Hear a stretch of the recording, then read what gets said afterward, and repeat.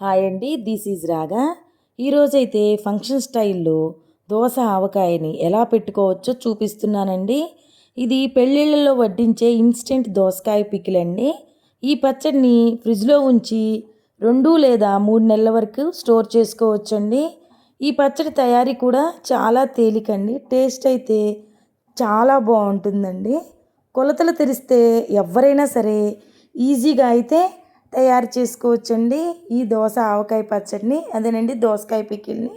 మీకైతే ఈ దోసకాయ పికిల్ని ఏ విధంగా పెట్టుకోవచ్చో కొలతల వైజ్గా చక్కగా చూపిస్తానండి. వచ్చేసేయండి, మనం ఏ విధంగా తయారు చేసుకోవాలో చూపిస్తాను.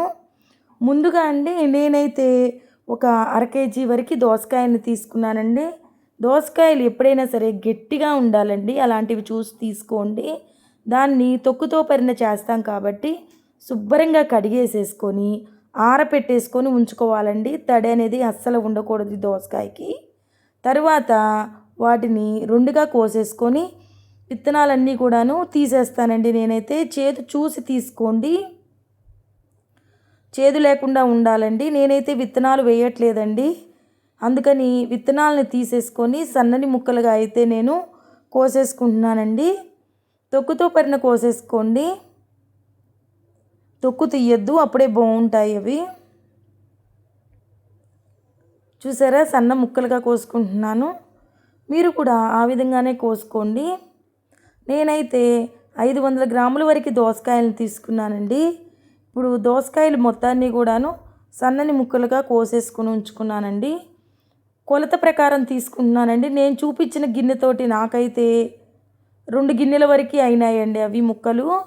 మీరు ఏ పాత్ర తీసుకుంటారో ఆ పాత్రనే అన్ని కొలతలకి పెట్టుకోండి. 3/4 కప్పు వరకు అదే గిన్నెతోటి కారాన్ని అయితే యాడ్ చేసుకున్నానండి. అదే కప్పుతోటి 1/4 కప్పు వరకు సాల్ట్ని అయితే యాడ్ చేసుకున్నానండి. 1/2 కప్పు వరకు ఆవు పిండిని అయితే యాడ్ చేసుకున్నానండి. పచ్చిదేనండి, ఆవు పిండి వేయించింది కాదు. మెంతులు కూడా వేయించాల్సిన అవసరం లేదండి, పచ్చివేనండి. 1 స్పూన్ వరకు తీసుకున్నాను మెంతులు కూడాను. ఇప్పుడు అన్నిటినీ యాడ్ చేసుకొని బాగా కలపెట్టుకోవాలండి, ముక్కకి ఇవన్నీ పట్టే విధంగాను. సాల్ట్ ఇప్పుడు తక్కువ తీసుకున్నా సరే తర్వాత మనం చూసుకున్న తర్వాత కలుపుకోవచ్చండి.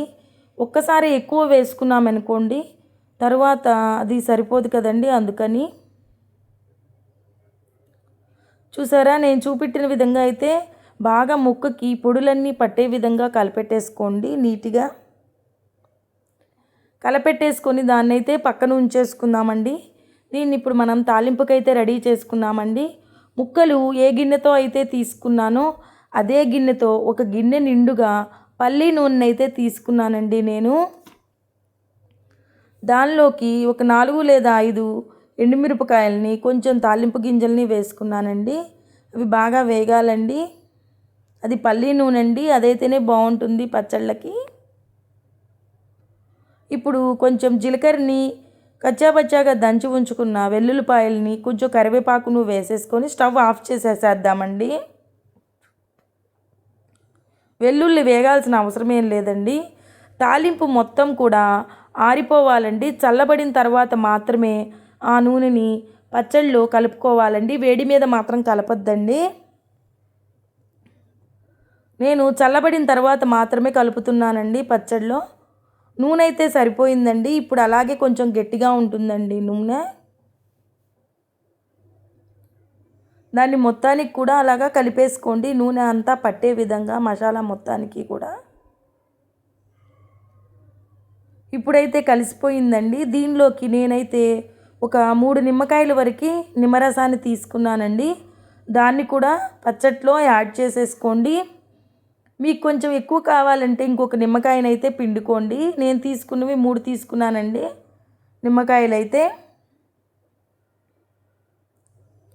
ఒకవేళ కనుక ఉప్పు సరిపోకపోతే లాస్ట్లో చూసుకున్న తర్వాత కలుపుకోవచ్చండి, ఊరిన తర్వాత. ఇప్పుడైతే మొత్తం కలబెట్టేసుకోండి, నిమ్మరసము నూనె అంతా పచ్చడికి పట్టే విధంగా. నూనె అయితే సరిపోయిందండి. అది ఒకరోజు ఊరేటప్పటికి నూనె మొత్తం బయటకైతే వదులుతుందండి పచ్చడి. అప్పుడు సరిపోకపోతే నూనె కాచి చల్లార్చుకొని మళ్ళీ కలుపుకోవచ్చండి. ఎంతో చక్కటి కమ్మనైనటువంటి దోసకాయ ఇన్స్టెంట్ పికిల్ అయితే రెడీ అయిపోయిందండి. ఇది పెళ్ళిళ్ళలోకి ఫంక్షన్లలోకి చేస్తూ ఉంటారండి. చూసారా, ఒకరోజు ఊరిన తర్వాత చక్కగా నూనె అయితే తేలిపోయిందండి నాకు. దీన్ని మళ్ళీ ఒక్కసారి కలపెట్టేసుకొని స్టోర్ చేసుకుందామండి. ఇది ఎంతో టేస్టీగా ఉంటుందండి ఈ చట్నీ, దోస ఆవకాయ.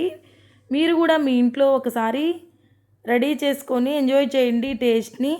నా వీడియో కనుక మీకు నచ్చినట్లయితే ప్లీజ్ లైక్ చేసి, షేర్ చేసి, సబ్స్క్రైబ్ చేసుకోండి. కమెంట్ చేయడం మాత్రం మర్చిపోవద్దండి. ఎంతో టేస్టీగా ఉండే ఇన్స్టెంట్ దోస ఆవకాయ పచ్చడండి ఇది. మీరు కూడా మీ ఇంట్లో నేను చూపించిన విధంగా, నేను చూపించిన కొలతలతోటి తయారు చేసుకోండి. ఇది చాలా టేస్టీ రెసిపీ అండి. 2-3 నెలల వరకు అయితే మనము దీన్ని ఫ్రిడ్జ్లో స్టోర్ చేసుకోవచ్చు.